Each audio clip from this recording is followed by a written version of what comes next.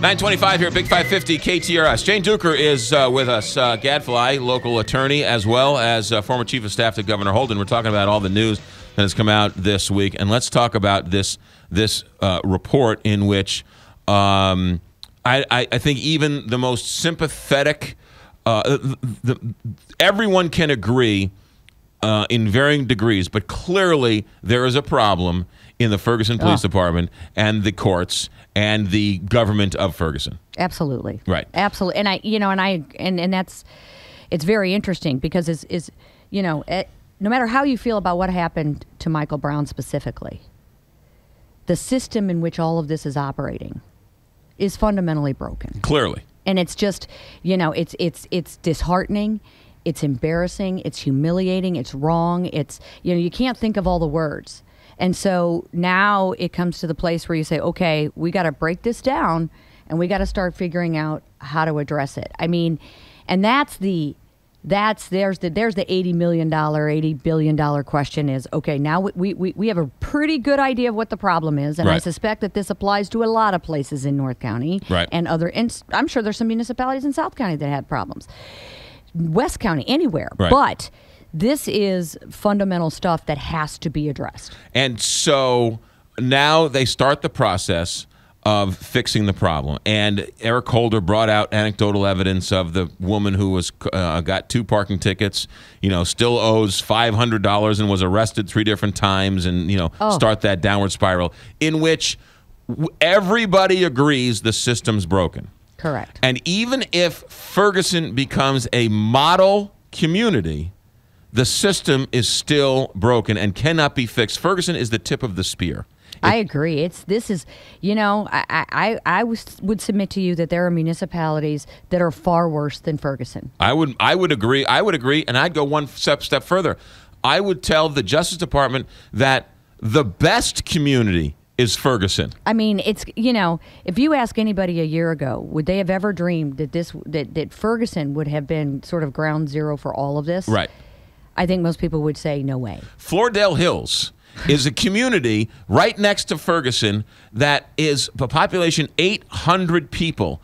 During this, in October, while this is going on, they invented their own police department. Oh, I mean, it was just a train wreck. So that is unacceptable. Everyone talks about Pine Lawn. There were protesters at Pine Lawn. I was actually really glad to hear that because Pine Lawn is one of the biggest offenders. Pine Lawn, right. Pine Lawn's mayor, when arrested for a bribery scandal, they couldn't find him at his house. They found him in a different town, and when asked, why aren't you living in the house in which you say you live in, he says, my wife was afraid to live in Pine Lawn. This is the mayor of Pine Lawn. Right. I mean, and so Justice Department, if you're going to go after Ferguson, which clearly needs to be cleaned up, it's Pine Lawn, it's Floridale Hills, it's St. John, it's all over North County. Absolutely. And like when you have municipalities, Moline Acres, a half square mile,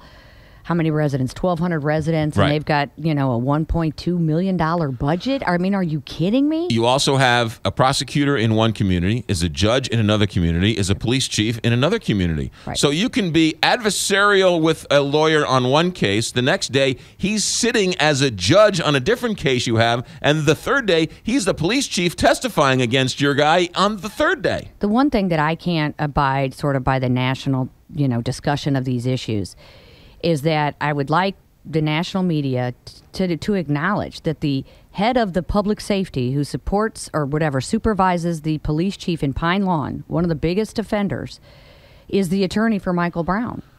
And to, I mean, that to me is unbelievable. I am glad that the protesters went up there to expose, but this whole tangled web that has been created over generations in North County is so pervasive.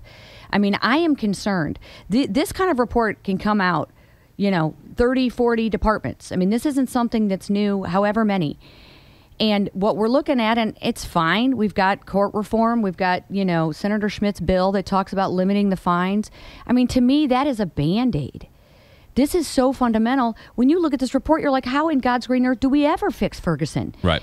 And so, and because if Ferguson, because the mayor of Ferguson said we're gonna only take 15% of our revenue from tickets. Well, then what? So right. Which laws do you not enforce? Right. Which or we're going to give the revenue somewhere. I mean, it's all a Band-Aid to further support a more complicated, fragmented structure. If you look at Kansas City, which is by no means a model government, but Kansas City, their population in their towns are 3, 4, 5 times some of these populations, and they're 3 or 4 or 5 times less in terms of tickets being issued. You go to any public policy class, and I took them in college, more years ago than I care to admit, but everyone will tell you that St. Louis is one of the most poorly planned cities regions because it was never planned. And that's the problem. How this all arose is that there were these arcane ways of, becoming a municipality with 5 people or 4 people. And so the bottom line is, and I really appreciated something that Secretary of State Kander said. He said, these localities need to get it together. If they don't, the state needs to. And that doesn't mean just limiting court fines. I mean, I'm concerned that the fact that they're going to address court fines, that's all that there's going to be in addressing this issue. To show you how explaining, I have had conversations with Chuck Todd's senior producers on Meet the Press, and I've tried to explain this to them, and they're like, no, seriously, I don't understand. And I'm like, no, you don't understand. Right. You need 90 municipalities. You need to come and really live in this community to find out, or you need to give somebody in this community time to explain it to you, because not only are blacks, whites, and everybody else is being oppressed by these little fiefdoms that all they're doing is just raising money to keep themselves going. Was it Edmondson? Edmonton? What was the town? Edmonton, yeah. I forget the names of them. What was the town right before the shooting which voted whether or not to disband their own city?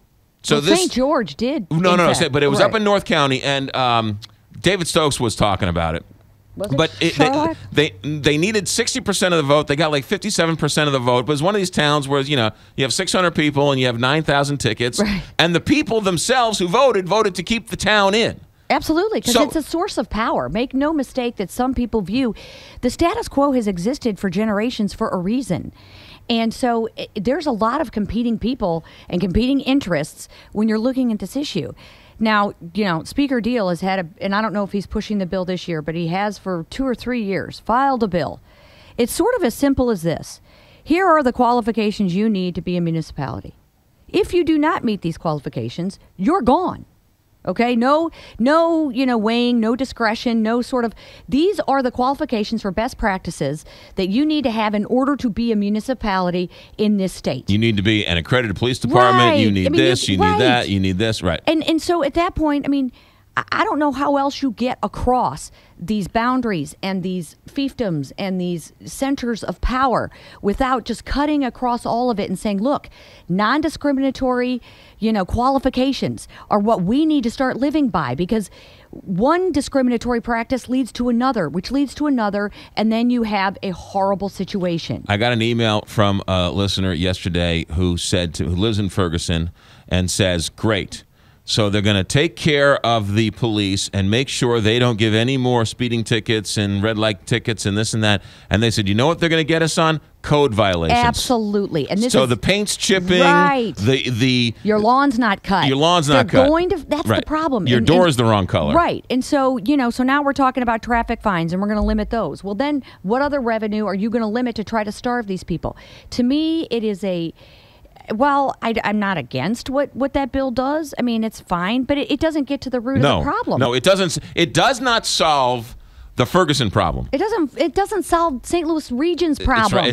You're absolutely right. And if we don't cut across and start saying we need to have non-discriminatory ways that we are going to govern, it is going to continue. And if we don't do it soon, it's not going to happen. Anthony Gray is not going to give up power on his own. The police chief of Pine Lawn is not going to give up power on his own. Talk about deafening silence. Right. The idea that there has never once gotten up and said, wow, you know what? I've contributed to this, and it's awful. Right. St. John is not going to give up power. The Why people in would St. they? Anne are who are on this gravy train Right. are not going to arbitrarily stand up and say, "Boy, you know what? These people are right. We're right." They're not going to do it. And the people and the power structure, the people don't vote.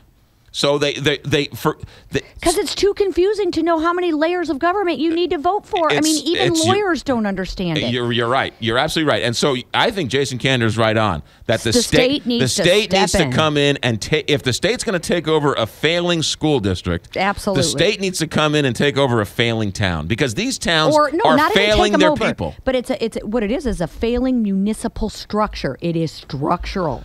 All right, that's Jane Duker. When we come back, boy, if the world just listened to us. I'm telling you, McGraw, we could solve it. All right, I have a feeling we might differ on the next one. The bullies and the anti-Semites. They're garnered a little attention here over the last couple of days. We'll talk about that with